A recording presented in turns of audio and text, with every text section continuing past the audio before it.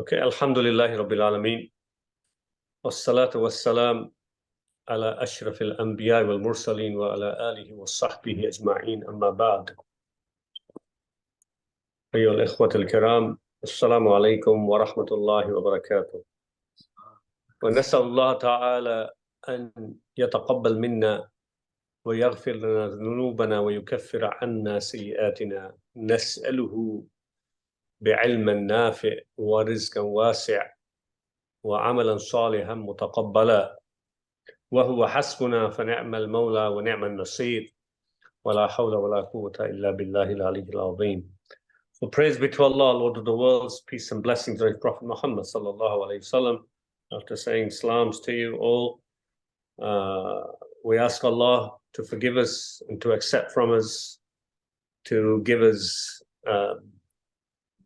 beneficial and useful knowledge and understanding and wide sustenance and deeds that are acceptable to Him and to please Him. May Allah subhanahu wa ta'ala make us do those deeds. And there is no power and might except that of Allah. We resume again after Ramadan, after some time. I pray to Allah that you're all well and spiritually uplifted from the blessed month. Indeed, it has been a blessing. And really, it is amazing, the month of Ramadan. You really do feel different in it. I think every Muslim does. Even the weak ones and the stronger ones and the middle ones, everybody who's sincere and looks forward to Ramadan gets that upliftment, increase in iman, attachment, and closeness to Allah subhanahu wa ta'ala, which is the very purpose of fasting, isn't it, really? So may Allah subhanahu wa ta'ala accept our fasting and our salahs and our du'as and give us its effects and benefits in this world, in our khuluq, in our behavior, and also give us its real multiplied benefits in the hereafter. Allahumma ameen. We are on Hadith number 27. We are slowly progressing. As I've said before, we could progress a lot quickly. I could do I think there's quite a few, even in English, certainly in Arabic, there's even quite a few English explanations of the Arba'in 40 Hadith of Nawawi, online probably, where they do either two or three Hadith in an hour or one Hadith per hour. There's plenty of those available, and some of them will be quite good. But my purpose was to approach this in an approach that Ibn Rajab took, really, in his compendium. And you know, that's one of my references, but I don't just repeat what Ibn Rajab says, as you well know, rahimahullah, the great scholar Ibn Rajab. But the approach is really, as he produced a compendium, he called it Al-Jami'. So it's a deeper analysis of these hadith that Imam Nawawi put together. And hence it takes time. But the benefits are also, we pray to Allah that there are benefits in it, and any mistakes are all mine, and may Allah forgive me. But the benefits are there for those who have followed it and studied, I hope, but those who can also access it in future, inshallah, and who will have the commitment to have deeper understanding and knowledge of these ahadith. My objective was not really to repeat what others were doing, and also there are books that you can just read with a simple analysis of the ahadith, but it was to go in more depth to it. And that's what I've been doing, I hope, inshallah. Not just to be verbose, I hope that's clear. The idea wasn't just to waffle along and, you know, there are a lot of people who can fill pages and lectures with waffle. And we all know what waffle means, I hope. It's not the one that you eat. But in a rhetoric sense, it means lots of words and then no real benefit. Yeah. So I hope it's not like that, but that's certainly not my objective. I also actually don't like speaking. Even khutbahs, I always feel pushed that I have to go and do them. Unlike what people think, maybe, but anyway. We've come to Hadith number 27. And you'll see from this and the next session what I mean by not just going straight into the Hadith and start explaining its few words. We're going to digress and look a bit more, as we have done before, at aspects of the science of Hadith, the ulum al-Hadith aspect. So first of all, let's mention the Hadith as Imam Nawawi mentions it. Remember, Imam Nawawi's Hadith, the 40 Hadith, remind you, as I've said many times before, is not a Hadith book of, it's not a source book of Hadith. It's a selection made by Imam Nawawi. You don't say Bukhari, Muslim, Tirmidhi, Imam Nawawi's 40 Hadith, do you? Only an ignorant person will list them like that. And everybody's with me with that. And therefore, he hasn't mentioned even the chain. There are selections that other scholars made from Bukhari, Muslim to add to them and other supplements, etc. Al-Hakim's Al-Mustadrak, for example, the supplement to Bukhari, Muslim. And he gives Hadith with chains. It's a source book. This is not a source book of Hadith. This is a selection he made, as he says himself. The 40 he chose, approximately 42 in fact, which are the very principles of Islam, on which the whole principles of Islam he feels are based on these hadith, and the basis on which legal rulings are made. Most legal rulings are based on these. So he's kind of picked those hadith. But this is a selection we're looking at. But as you know, with each hadith, we've gone back to where the source is, where he's taken it from. And those sources are still extant. They're still available. They haven't disappeared. And he gives you it.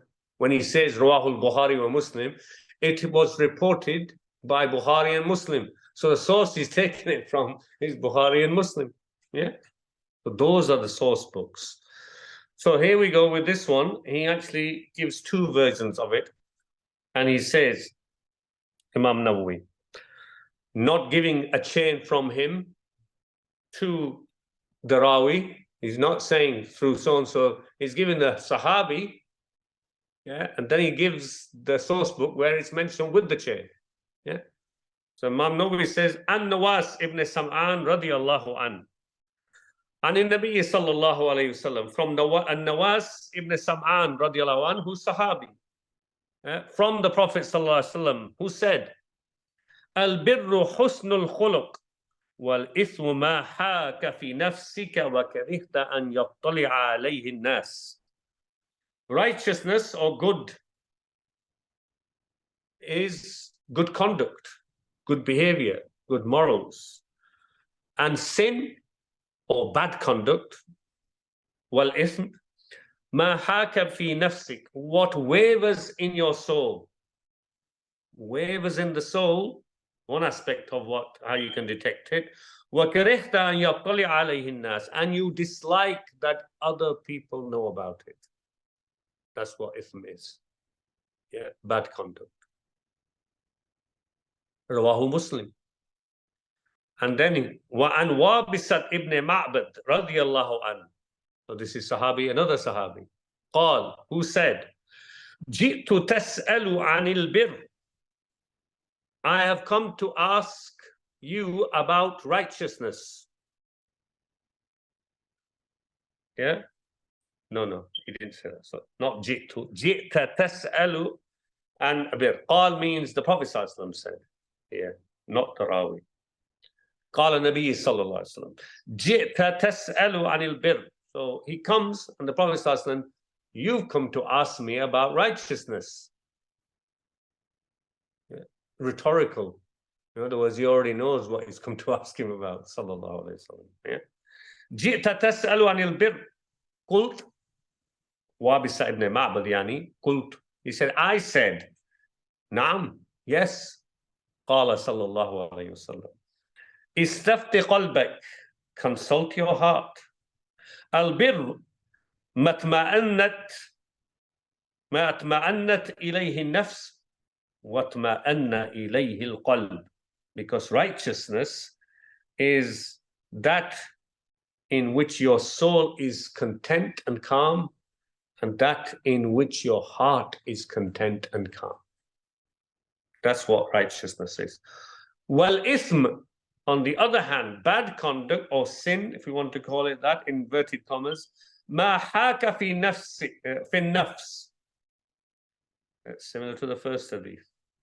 What wavers in the soul, what taraddada fi sadr, yeah, and it goes back and forth in the heart, in the chest, going, yeah, discomfort, you could say, it's an expression of discomfort going on. وَإِنْ أَفْتَاكَ النَّاسَ وَأَفْتَوْكَ, yeah, even though people, yeah, give you a legal opinion in regards to it, and can you continue to give you legal opinion regards it, yeah, or in favor of it. وَإِنْ أَفْتَاكَ النَّاسَ وَأَفْتَوْكَ. And then he says, for the second hadith who he's given, Hadithun Hasanun رويناه مسندي الإمامين أحمد بن حنبل والدارمي بإسناد حسن. This hadith is Hasan, good. We have taken it from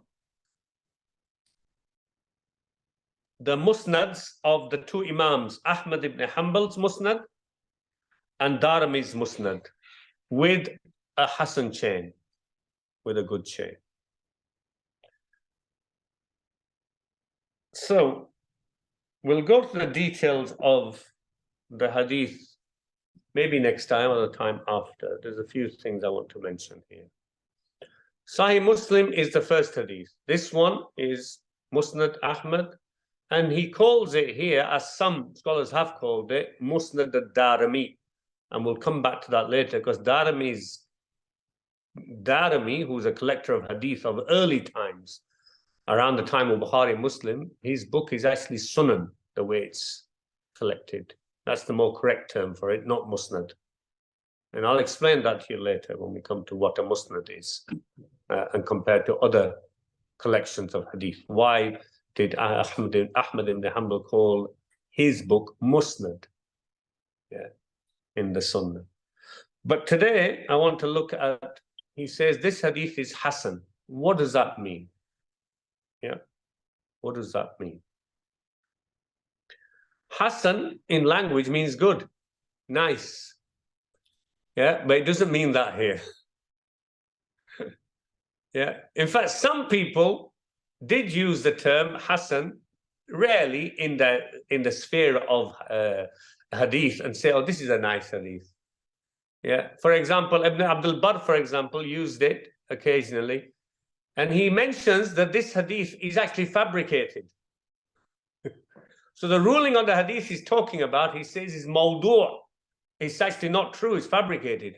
But he says, but it's a nice hadith. So he's using it in the language sense to mean it's nice, though, what it's saying. Yeah, but we don't accept it because it's fabricated. So that's one use of it, but that's not the real use of it in regards to the technical sense of the science of it. Yeah. Before we look at Hasan, we need to know what Sahih is, because Hasan is a lower than Sahih. Sahih means authentic hadith, right? So it fulfills 4 criteria for hadith to be Sahih. Yeah. Those criterion are not judged by Joe Abdullah Public, who's walking down the road, works in a butcher's, and then he looks at these 4 and picks some hadith, Bukhari or Muslim, or any hadith with a chain, and he says, oh yeah, this fulfills it. I can say this is authentic. Of course not. These 4 are fulfilled, they are looked at by the critics of hadith, not even those who transmit hadith, or not even those, let's clarify, who have studied Bukhari or Muslim at the hands of other shuyukh, the explanation of Ibn Hajar's big explanation, compendium explaining the Hadith of Bukhari. There are people, scholars who have done that. Those who have studied Tirmidhi, those who have studied, doesn't make them experts in critiquing the Hadith with these four principles. It's very important to understand. Somebody who knows lots of Hadith from the A'imma or Imams and even scholars, doesn't make them a muhaddith to be able to apply these. And some can apply them at different levels. There may be some who can apply them, but then there's grades of application of those four principles. This is very important. So just because you've studied the books of Hadith doesn't mean you know these principles, how they're applied. That's very important. Because majority of scholars and Imams who know Hadith off by heart and studied books like that, they are not able to apply these. So I'm teaching you these, but I'll tell you that I am not in a position to be a critique and muhaddith. I don't claim that.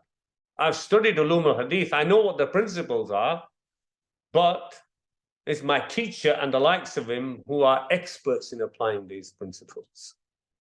You understand? So I don't make the claim for myself either. But it's good to be for others to be aware.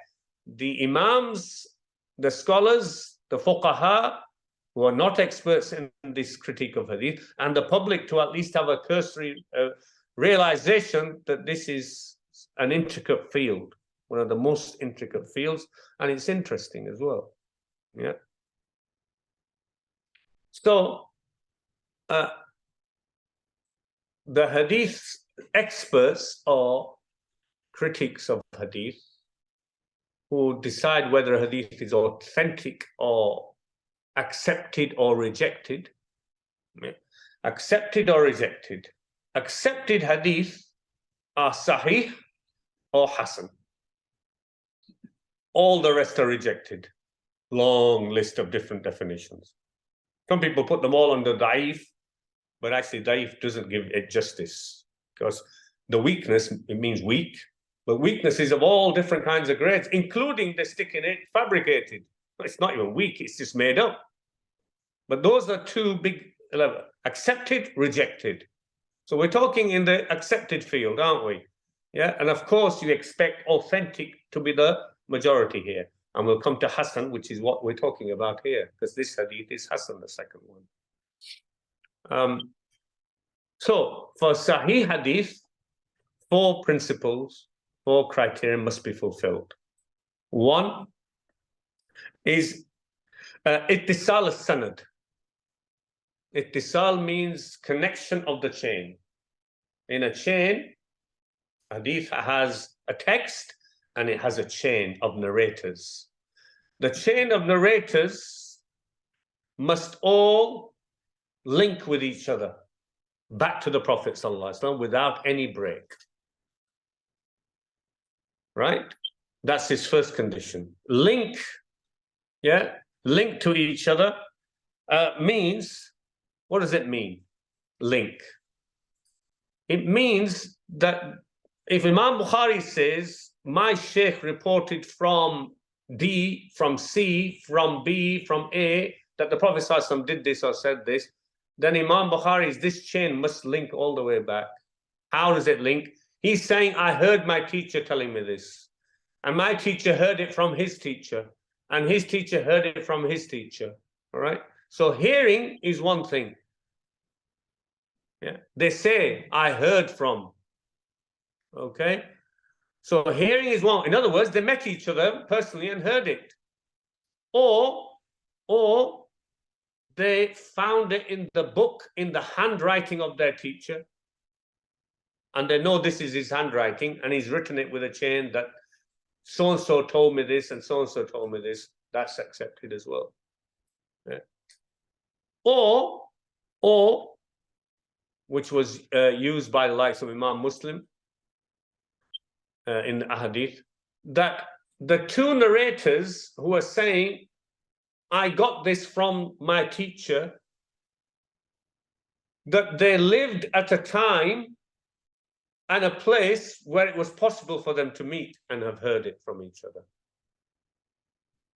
If somebody's saying, I got this from my teacher, and he lived in the 3rd century, and his teacher was from the 1st century, what is he talking about? So they know the critics of Hadith, and therefore early books were compiled to know, especially the death dates of the transmitters. So you can tell from that. Birthdays often were not known in early Islamic time. Yeah. But death dates gives you a very good idea. Yeah, so much apart, impossible they've met. And also, even though some people traveled, especially students of knowledge and great scholars traveled around, yeah, but you have to have evidence of that travel. Somebody's sitting in Kufa and somebody's sitting in the Sham and says, well, I heard, yeah, then you have to have evidence that they've actually traveled there as well. So this is that's connection of the chain. And it's investigated, it's not just a claim. You see, whether the connection is true depends on some other factors now coming. But the fact is, it has to have a connection. And when the connection is broken, it cannot be authentic, this hadith. It cannot be accepted. All right? First thing, connection in the chain. Second thing, adalat ruwat, they say, the experts of hadith. Adalatu means integrity and truthfulness of the transmitters. Integrity.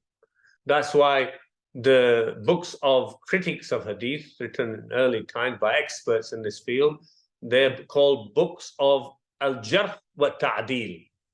Jarh means invalidation of a person. Ta'dil means validating the integrity of a person to be able to transmit. Okay?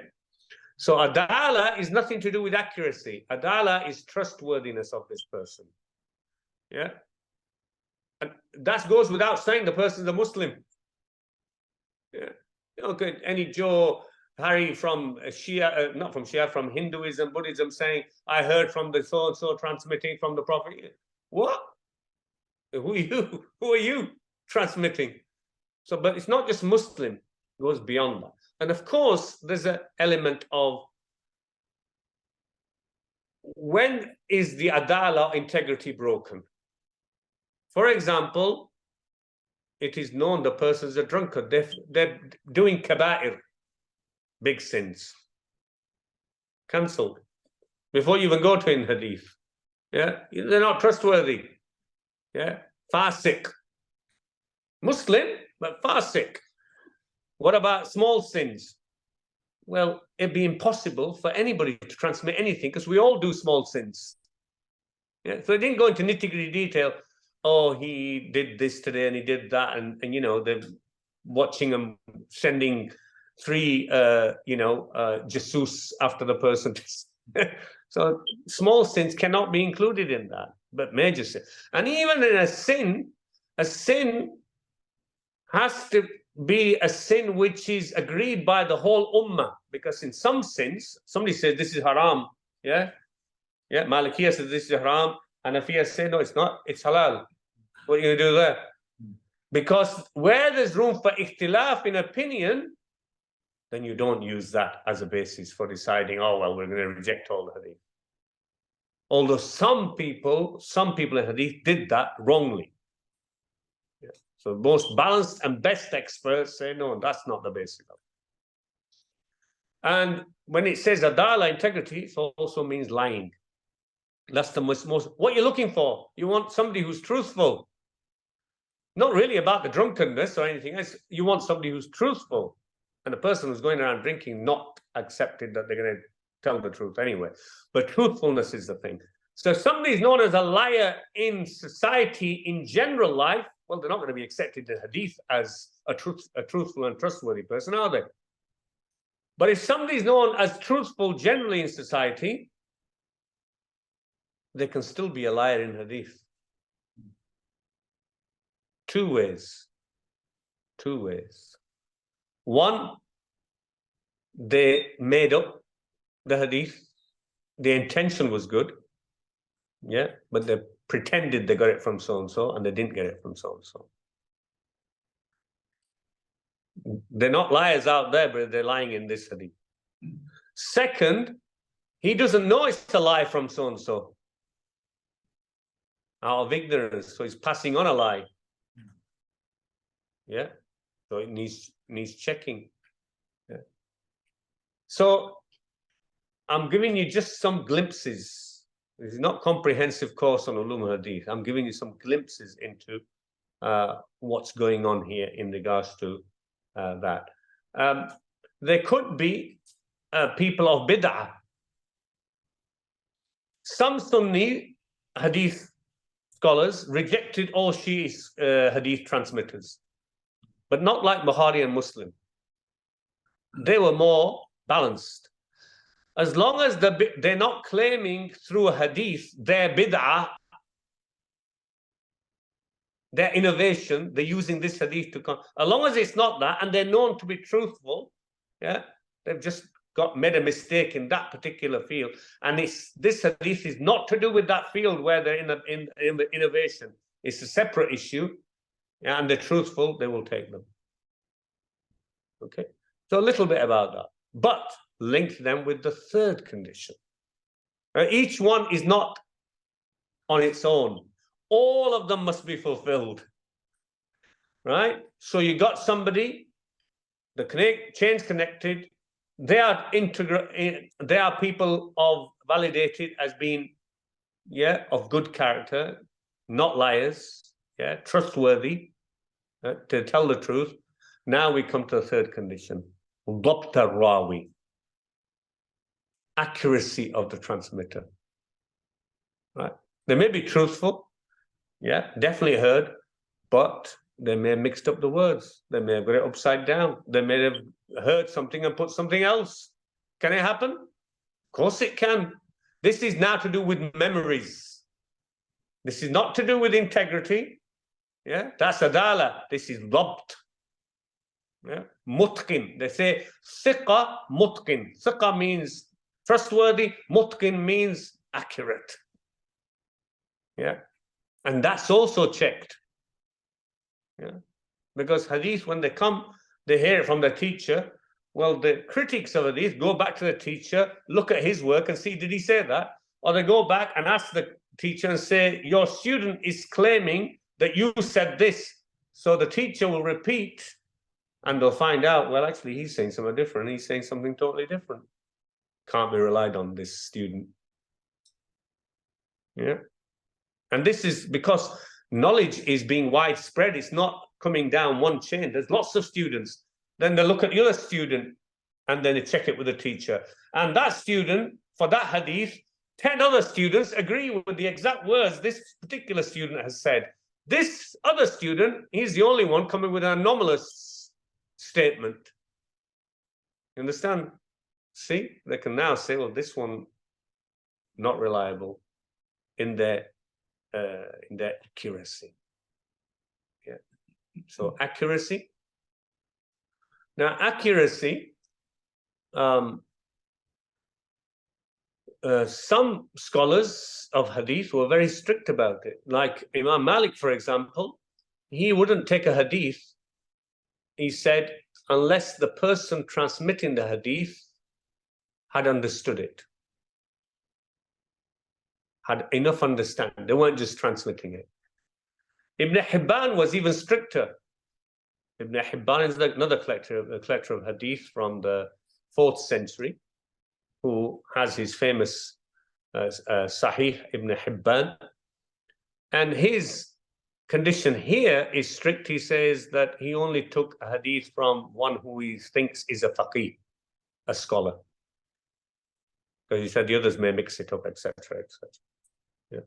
But Al-Khatib al-Baghdadi, from the critics of hadith who came later, has the best, and that's the approach of the most balanced critics of hadith, like Bukhari, Muslim, and others, is that it doesn't have to be a scholar.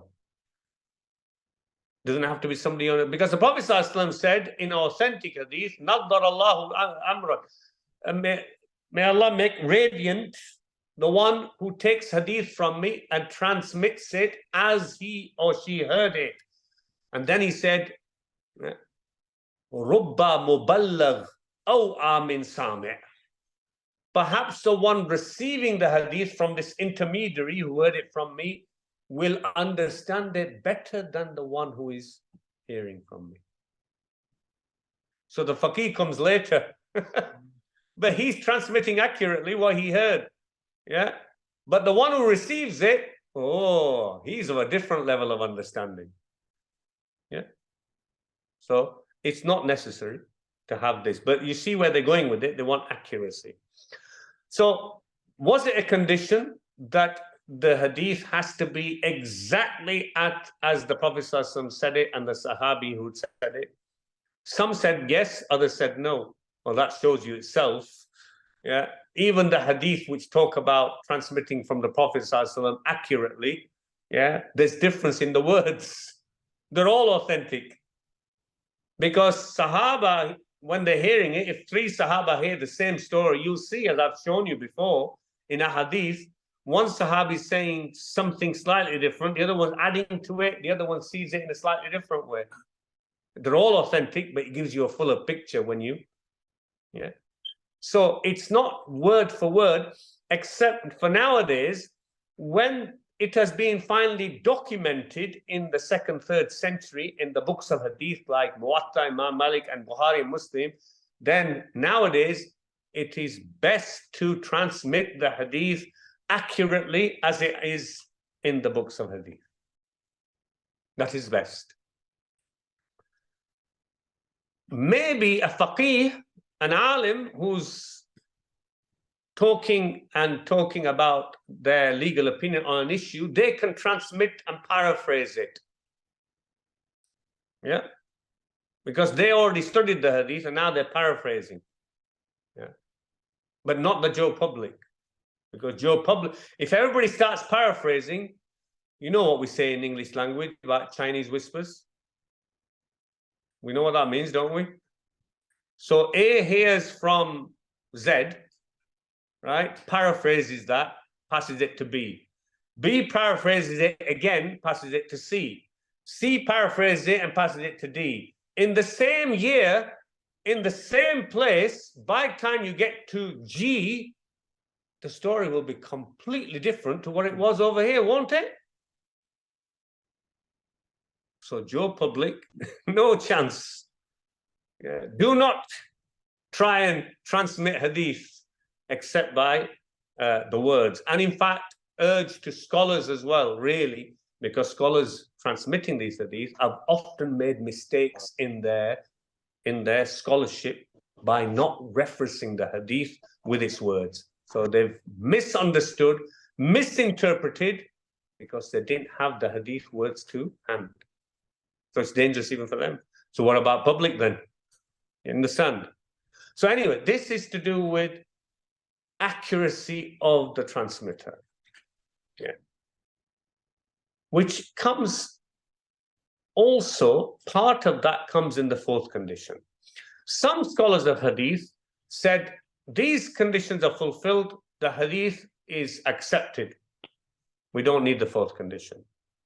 Generally, Imam Shaykh Albani, rahimahullah, that was his approach. He accepted the first 3 and didn't really want to delve into number 4, which I'm going to mention. As a consequence, my teacher and other muhaddithin of equal or greater caliber in critique of hadith said that he was lax in some of his judgment of a hadith because his approach was, these 3 conditions are fulfilled, that's it, I'm going to accept it as authentic hadith. So the problem happened with the 4th condition, you see, which he said it's not so clear, whereas others made it clear. So what is the 4th condition? Just to say, rahimahullah, with the greatest love and respect to Shaykh Albani, who actually, his big role, Shaykh Albani, in the last year, was reviving the importance of authentic, acceptable hadith as compared to rejected hadith for the fuqaha of this ummah. who had fallen into using all kinds of hadith, and I came across in the 60s, 70s, and 80s, read books by all kinds of scholars in Islam, and we were early in our understanding of Islam in those years, so we'd come across all kinds of hadith they're quoting. As I started studying deeper the Sharia and especially Ulum al-Hadith, I realized that most of what I'd been studying in the books of Islam by scholars, most of the hadith were either fabricated or weak. So I had to relearn so much. But Sheikh Albani's great role was to bring that to the fore. Even if his corroboration was not of the highest level, but the role he played in waking up the ummah, and especially the scholars, and even others of knowledge, to the realization, check the hadith that you're even discussing, whether it's authentic or not. Then when I'm having long, laborious discussions, but I think it's saying this, I think it's saying this, and he walks in and says, do you realize it's fabricated? What are you talking about? End of discussion, isn't it? You don't need to have any discussion. So first, before you talk of any hadith, and that's the great role that Sheikh Albani did play.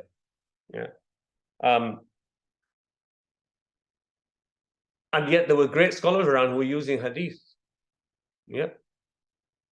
So all scholars in the latter part of the 20th century, 1950s onwards, etc.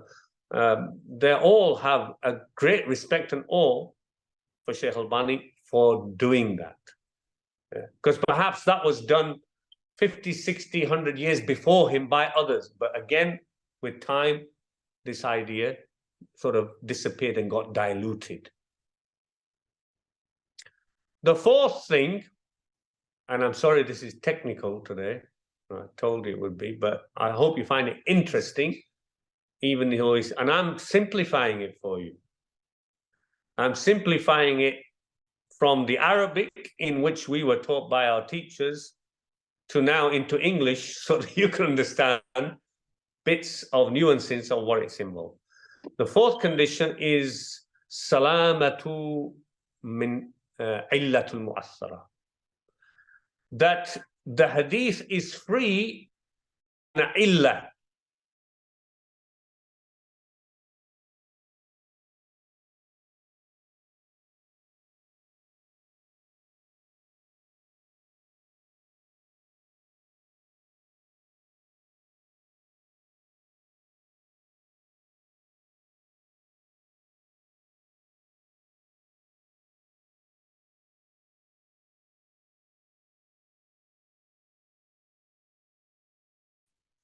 A break in the chain, what's that? A defect, is it not? Is the hadith accepted or rejected? Rejected. Condition 2, integrity.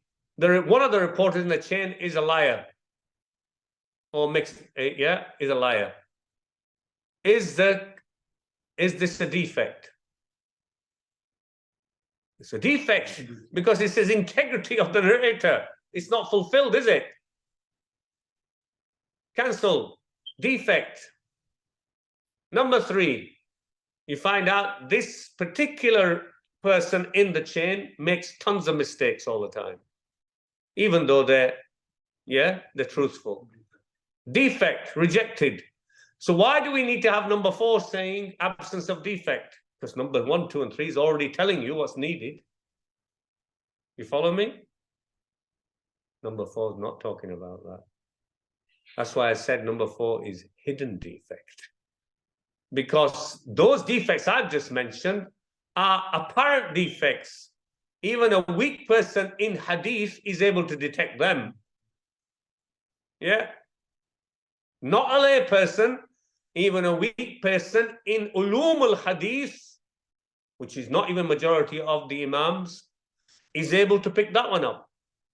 What is hidden defect then? Briefly explain it to you. Hidden defect only applies to hadith which have fulfilled all the 3 previous criteria. Yeah. Apparent defect is any of these three not being fulfilled. Hidden defect, so it is connected to the chain. The transmitters are all reliable. Yeah. And number three, they are all known for their accuracy. Yeah. So what's going to be the problem? How are these found? Briefly, again, without open. This is a very technical topic, often not understood, even by muhaddithin, some of them. Others do understand them. So in this, the critic of hadith lines up all the chains, which are all authentic, the chains. They're all authentic. And all the texts, the mutun, and starts now comparing between them. When they compare, they find that in one chain, in one transmission, there's something at odds with the rest of them. They're all authentic chains, but there's a problem. It's only found by bringing them all together. Yeah. And that was similar to what I said to you before. Yeah. So 10 students, they're all known to be students of Imam so-and-so. Yeah. They all transmit this hadith, and their students are also known as well. They're all trustworthy and reliable. Yeah. But when you bring what they transmit together, you find that this one person has sent something which is at odds with what the others are saying, even though this one person is normally seen as reliable, authentic, and accurate. But they made a mistake here. You know why? Because nobody from human beings is of the accuracy level of 100% accuracy, are they? So the only way you're going to find that defect is by comparison. Not just by looking at a single chain. This is how you can get misled. If you look at just a single chain, you might think, oh, it's everything fine here. Yeah. But the critics of hadith didn't do that. You make a whole web of transmitted by so-and-so to him, to him, to him, to him, and then what's his chain, and then what's the text that's been transmitted. And then when you make the comparison, well, the one that Imam Abu Dawood has transmitted here is got a problem with it. I'm just giving you as an example. Compared to the one that Imam Muslim has taken. And he didn't take this particular narration. Why not? Because there was a problem with it. Okay, so I'm giving you a curse. So it is hidden defect. This number 4 is only in transmissions which have fulfilled all 3 of the previous ones. Yeah, not apparent defect, hidden defect. Okay, so it has to be free from that for it to be really authentic. So 4 conditions. That is an authentic hadith. Now, if there is only one transmitter, then you can't compare. There's no one to compare with. Yeah, you rarely find that, because you might find one transmitter at the top with the Sahabi. Often there's one Sahabi. Yeah, but it doesn't stay like that, because their students are many. The students of them are many. It keeps on spreading.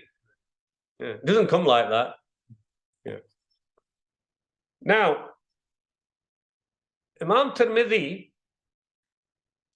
is interesting that he uses in his collection called Al-Jami' Tirmidhi, the compendium of Imam Tirmidhi's. It's also called Sunan al-Tirmidhi, but he didn't call it that. Yeah. Al-Jami' al-Tirmidhi. Some people called it some scholars called it Al-Jami' al-Sahih, which he didn't call it, which is not accurate to call it that. Imam Tirmidhi didn't call it because he put in it hadith also, which he criticized and said, this is not authentic, this is weak, because of so-and-so. Yeah. Whereas Bukhari and Muslim calls theirs sahih. They put the condition. Imam Tirmidhi never put that condition. Yeah. So anyway, Imam Tirmidhi, he uses a lot a term called, he says, Hadith Hasanus Sahih. Hadith Hasanus Sahih. And people, he is the most famous for using this term, but he's not the only one who used it, because his teachers from the likes of Imam Bukhari, that's the teacher of Imam Tirmidhi, he uses it, and also others like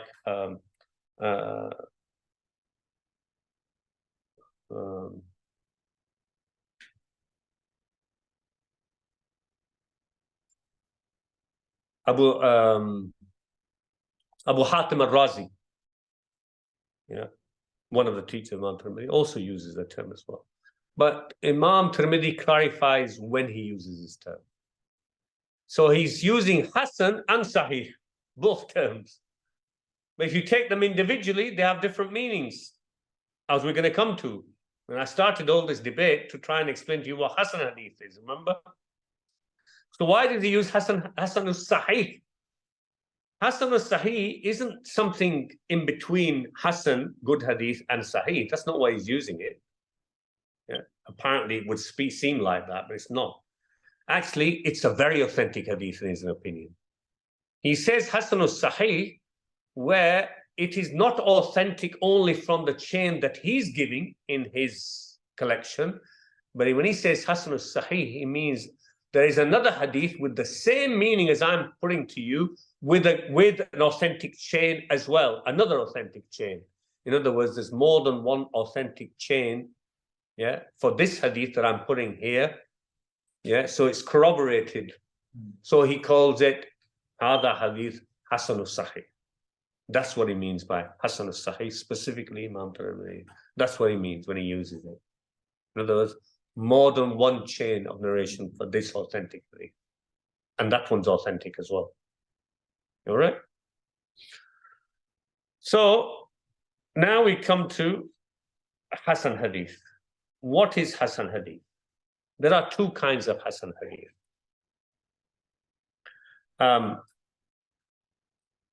One, which is, they say, Hasan li dhati.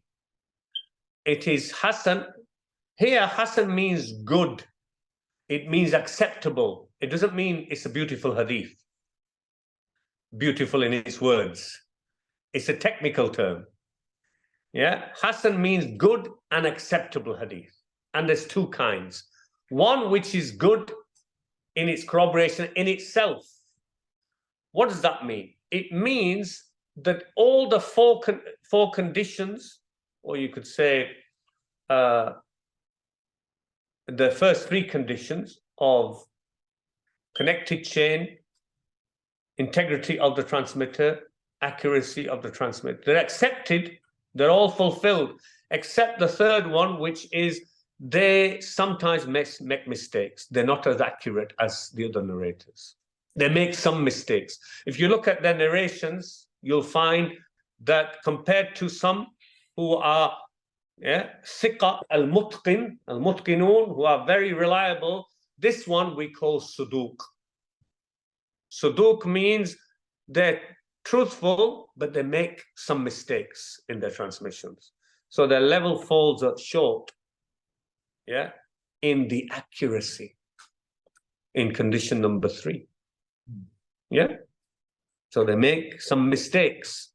Not lots of mistakes, because if they made lots of mistakes, they become da'if, weak transmitters.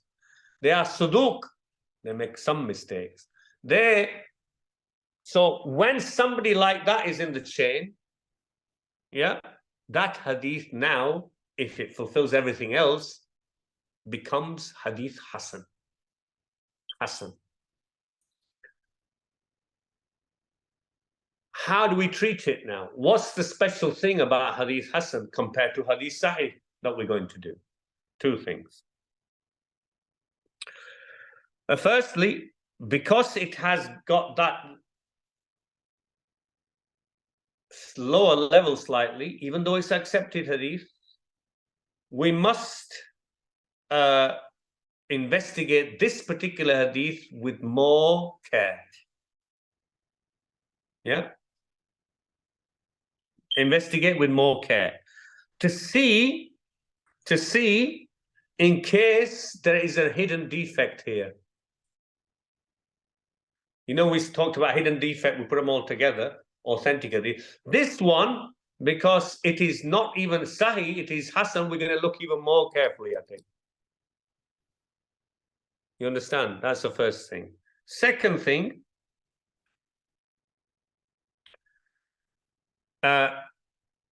we do research into the contents of the hadith, yeah, to see if there's anything from authentic reports which agree with it. Other authentic reports on the same matter which are in agreement with what's in this hadith, what we're calling Hasan. If so, again, it passes the test, becomes acceptable. However, if it is alone and it has no support from other authentic hadith, especially on a legal matter, it's the only one, right? Then we don't accept it as an evidence. Because it's at headalogs, yeah, or loggerheads with other authentic reports. It's come like, you know, if we have authentic reports, all of them, and one stands out counter to the others, yeah, then we call that report shaz, anomalous, and it becomes rejected. That's a hidden defect in it. This one is not even authentic. It's Hasan, yeah? And then it doesn't have to be that it's at loggerheads with the other authentic reports, but we don't find any authentic report agreeing or saying anything similar to it. We reject it. That's the difference why Hasan is treated differently from authentic. Yeah, there's a difference. However, that kind of hadith, the one I've just explained, from a rawi who is saduq, not thiqa thabit, is a rawi like Ibn Ishaq. Who's Ibn Ishaq? For those who've done seerah with me. Muhammad ibn Ishaq, the famous transmitter of the seerah of the Prophet. The most famous transmission of the seerah of the Prophet goes back to Ibn Ishaq. But Ibn Ishaq, that's why seerah and its authenticity, question marks. According to Muhaddithin, Ibn Ishaq, at best, was saduq, transmitter. Wasn't thiqa mutqin. In other words, he made mistakes. So if Ibn Ishaq is in a narration of a hadith, he's saduq. You understand what saduq means now? Transmitter of transmitter of hadith which are acceptable, but he makes mistakes. So if Ibn Ishaq is in the chain and comes with a hadith, and that's the only hadith coming with that meaning, and there is no other authentic hadith coming with similar meaning, that hadith is rejected. And Ibn Ishaq is well known to bring a hadith like that. And those hadiths are then called munkar. Hadith munkar. Rejected, munkar, because he's the only one bringing it, and he's not trustworthy to the level of this corroboration. You understand? That's at best, because Imam Malik had much worse things to say about Ibn Ishaq compared to others. Imam Malik is big muhaddith and critic of hadith. But there seems to be some personal issue between Ibn Ishaq and Imam Malik as well. Imam Malik called him a liar and all sorts. Anyway, the point is that the rest of the muhaddithin all agreed that Ibn Ishaq was saduq, not the high level of accepting it. So when he comes with a hadith, that's what we say. So what they say about the saduq, they use a technical term, muhaddithin, yuktab hadithuhu wa yunzar fihi, wa yunzar fihi. The hadith of a sadiq, a saduq person, is written and considered, and it is looked at and investigated. You don't throw it away, okay? Like it was fabricated. Second kind of Hasan hadith, there's two kinds. Technically, is that there is a problem in the chain. There may be a break somewhere in the chain, or similar to the first one of the transmitters in the chain,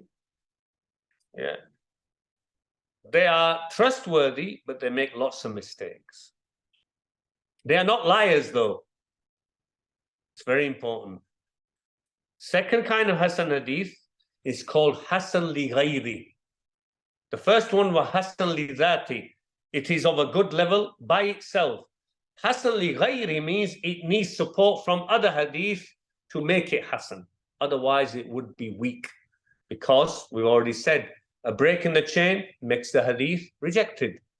Yeah, a transmitter who is not accurate, makes tons of mistakes, rejected. All right, but the scholars of hadith see these two, not an ugly break and not liars, as something, hadith, which can be written, and they need thorough investigation to see if there's other hadith with similar meaning, which have a break which is somewhere else in the chain, not in the same place, because there's no point, otherwise it's just the same. Break somewhere else in the chain, and it has another transmission, or has another transmitter who's also not so accurate, not the same one, so that they corroborate. They say hadith al-munjabar, a hadith da'if, it is weak, but it can be repaired by another similar or better chain, which on its own is da'if as well. So they use this to repair the chain, and then, if it's possible, they call Hasan li ghayri. Again, especially Hasan li ghayri cannot be used in matters of legal decisions and rulings, but may be used on its own for fada'il and for saying this is nice to do, that's nice to do, really. That's the best you can use for this kind of thing. On its own, it doesn't have that value. You can't use Hasan li ghayri hadith with no other authentic hadith and say, right, the Prophet ﷺ made this ruling. No, it doesn't. It's too weak. Yeah. The problem,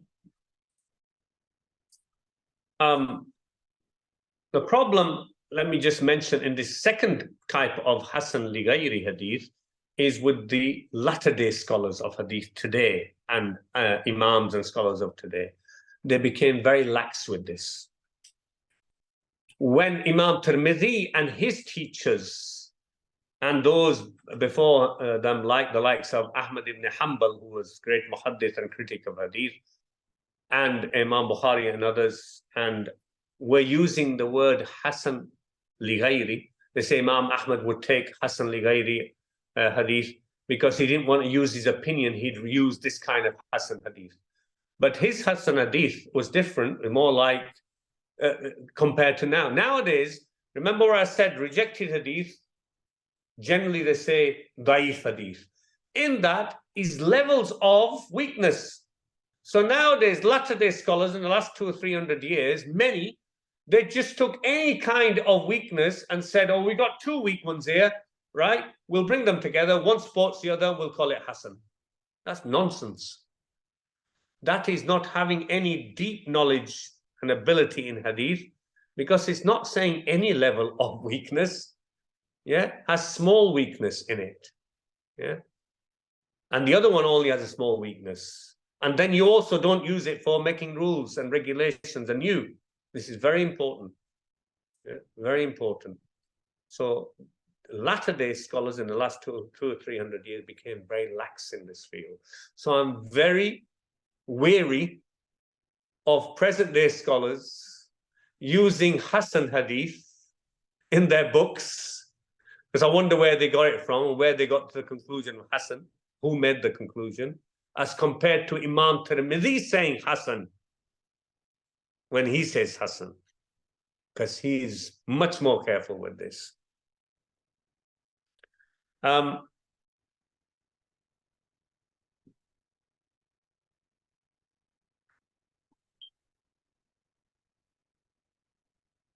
So, Imam Tirmidhi explains himself.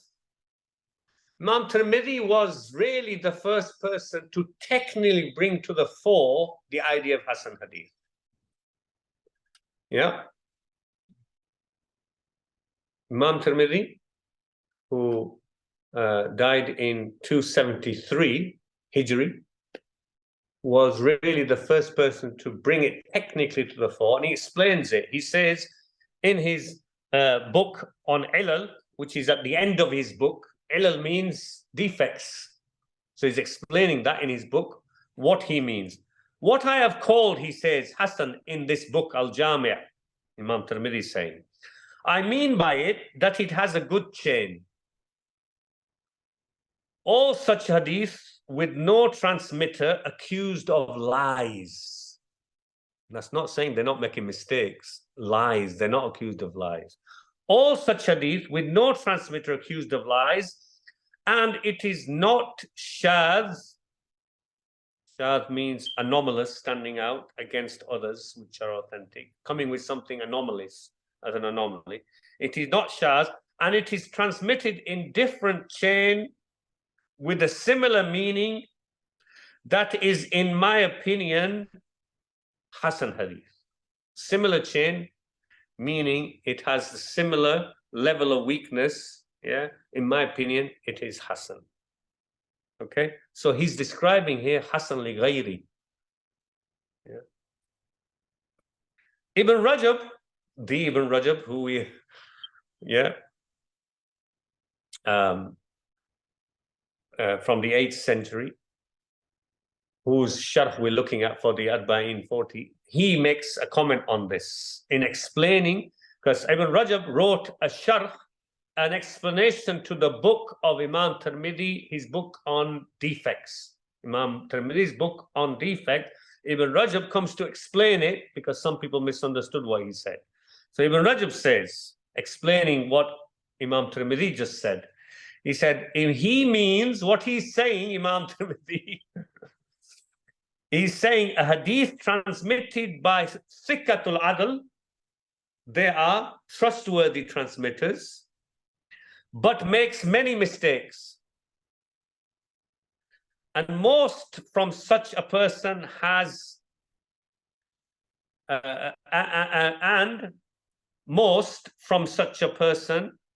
mistakes, as long as not accused of lies. So the person makes a lot of mistakes. That's why the hadith is weak. They're not accused of lies, though, which is what people mix up today. Or are all Hasan as long as they are not anomalous against a Sahih hadith. Yeah, and its meaning is transmitted by a number of other similar chains. He's saying what I've already explained to you, basically, in summary. Ibn Rajab is saying that. He's saying this is Hasan li ghayri. Imam Tirmidhi is talking about. So,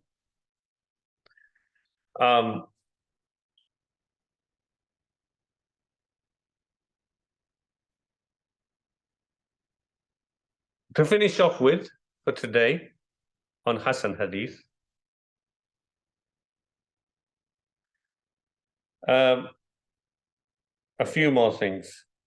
Ibn Taymiyyah said, from the Hanabila, the great Ibn Taymiyyah, he said, Tirmidhi was the first to divide hadith into Sahih, Hasan, and Da'if.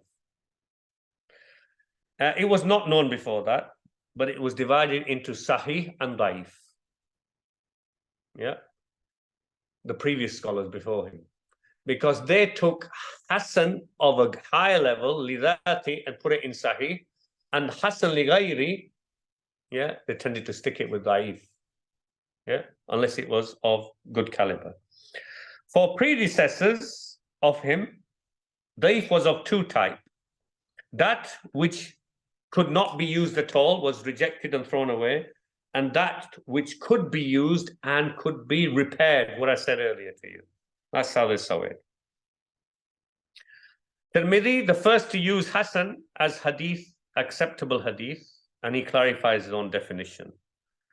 But in reality, those before him, and sometimes, and at the same time as him as well, or muhaddithin, use the same idea without actually explaining it. The difference is Tirmidhi explained it. So he wasn't the only one who used this idea of Hasan hadith. Such as Imam Malik, who used the word Hasan hadith. Yeah. He said, Hada hadith Hasan, for hadith which was not at the level of Sahih. Ali ibn al-Madini, the great muhaddith, critic of hadith, the teacher of Imam Bukhari, he used similar term as well.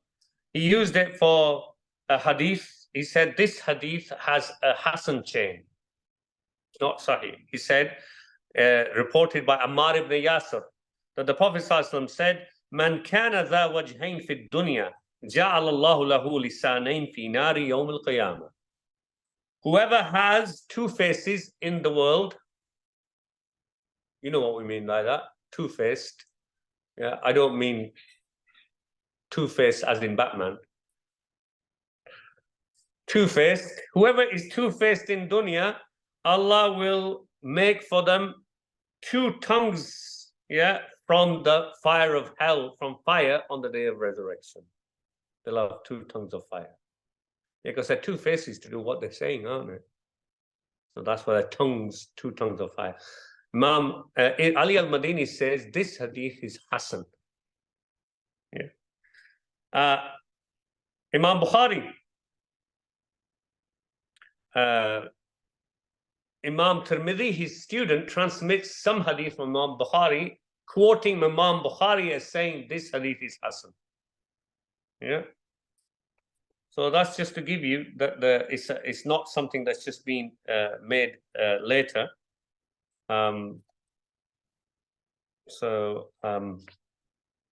That's about Hasan hadith.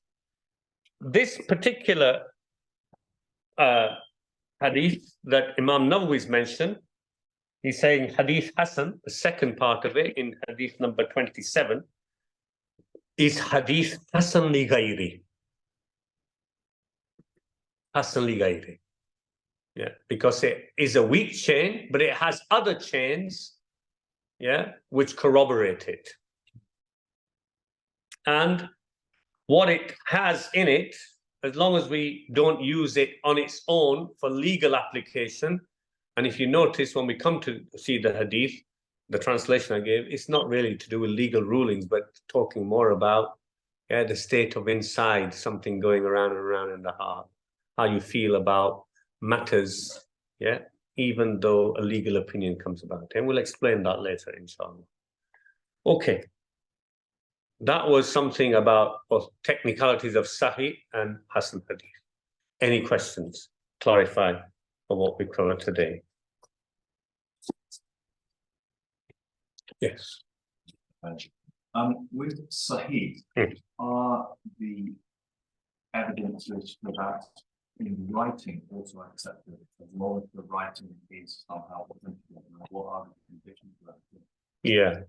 Imam Malik didn't like the idea of writing. He preferred oral transmission, but majority of the others accepted. And as we'll see next time when I mention Musnad Ahmad, where this hadith is, Musnad of Ahmad, yeah, the son of Imam Ahmad, Abdullah ibn Ahmad ibn Hanbal, transmits partly from what he heard from his father, but his father wrote the book Musnad Ahmad.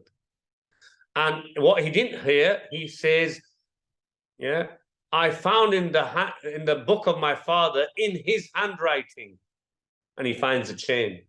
Yeah, so it is. It is one of the ways of ittisal al-isnad, of the connection of the chain, as long as the writing is corroborated. And is that because writing, you couldn't authenticate the character of the person who is necessarily written it unless you know the handwriting? Because the handwriting also links you back to the transmitter. Writing is only there for connection of the chain part. of requirements. Remember, number one for Sahih Hadith, connection of the chain. Writing bit, if you've got it in the writing of the person authenticated, you've only fulfilled number one. Number two, integrity, not from the writing. So Now you're going to have to know about the person. it's a higher standard, then, isn't it, to meet the person who's actually. Well, you'd still have to do that if you got it in writing. Some people said writing is more accurate. You know why? Because you're not relying on hifz and memorization. It's written. All right. So, for example, we have now Imam Bukhari and Muslim. It's been, since they wrote it, it's been passed manuscripts and written again and again, passed down the generation till this day. We have Bukhari and Muslim. All right. So now we have some people, scholars, with the greatest of love and respect for them, I don't denounce them, who say, I have the Hadith of Bukhari, I have it through my chains from my teacher, his teacher, going back the 1200 years or so back to Imam Bukhari. I can write you the chain. I heard it read from Bukhari. Right? But like my teacher says, what's the need for that? Yeah. And people say, oh, mashallah, he's got a chain all the way back to Bukhari.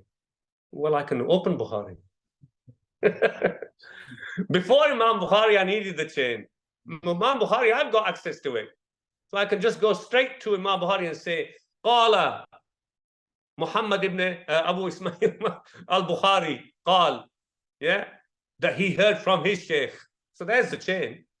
Yeah. So this chain for now is superfluous. There's no need for it. Imam Bukhari's manuscript and writings there. Okay, so that and I don't need to rely on somebody's memory now. It's written down from Imam Bukhari. Yeah, so it's written, the document. And of course, here now we don't need to go into. Everybody knows Imam, as far as Imam Bukhari and Muslims concerned, the whole Ummah knows about their integrity. Yeah. So I hope that answers. Yeah, because oh, right. I was just going to say, because some transmitters, the nuqad, the critics found, so you'll find that in when they're transmitting hadith and talking, especially in the books of invalidation and validation integrity, you'll find they talk about a transmitter and they say, he is accurate when he is transmitting from his written book. When he is dictating without his book, he is not to be relied upon because he makes lots of mistakes. You'll find that. Or they say, he is accurate when he was young. If he's transmitting and a student's taking it from when he was old, don't rely on the hadith. Yeah. Sorry, somebody's asking a question.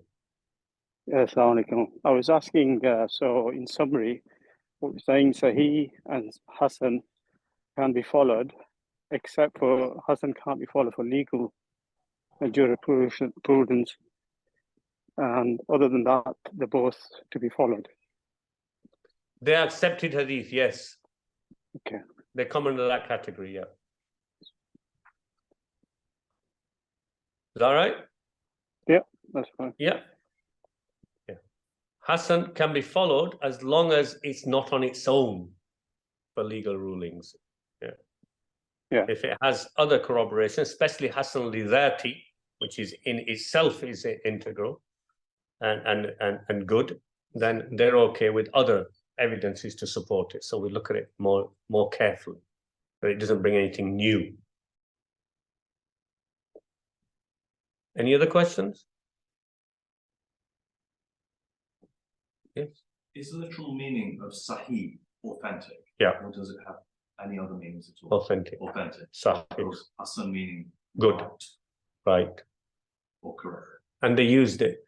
So they've used the language meaning, and now you're talking about technical meaning by the muhaddithin. Yeah. I mean, in language, sahih can mean also it's okay. But technical meaning, yeah, like I said to you, Hasan means it's nice. Yes. It's not meaning that here. Hasan means it's less than authentic. Yeah, it's less than sahih. Not the same level. It's a technical use. There's technical use here. He has fulfilled all 4 criteria. Absolutely. And there's no doubt about that. You can accept straight away. Yes.